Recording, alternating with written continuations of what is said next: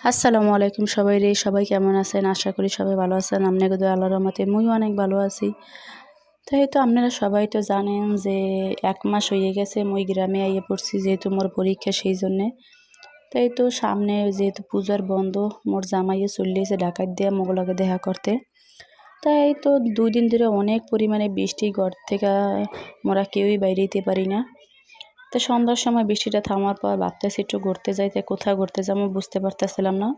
এই তো হঠাৎ করে চিন্তা করলাম যে চলো আমরা বরগুনা নতুন একটা রেস্টুরেন্ট রয়েছে জলের ছ সেইখানে ঘুরতে যাই। এটা নতুন না, এটা অনেক আগেরই।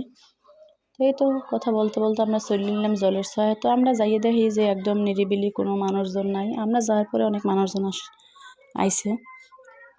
তাই তো ঢোকার পরে আমরা ভিতরে খাবারের অর্ডার দিলাম, তারপরে অনেকক্ষণ ঘোরাঘুরি করলাম, দেখতেছিলাম। আমার ছেলে দুষ্টামি করতেছিল, ও প্রথমে ঘুমেছিল, পরে আবার উঠে গেছে।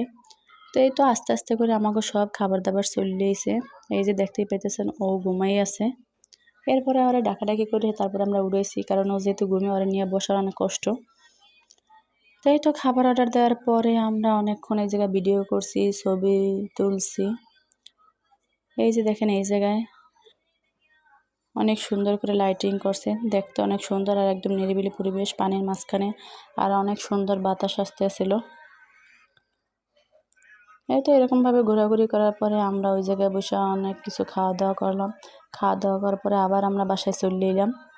তো এই তো আজকের ব্লগটা ছিল এই পর্যন্ত। সবার কাছে কেমন লাগছে অবশ্যই কমেন্ট করে জানাবেন। তো সবাই ভালো থাকেন, সুস্থ থাকেন। আল্লাহ হাফেজ।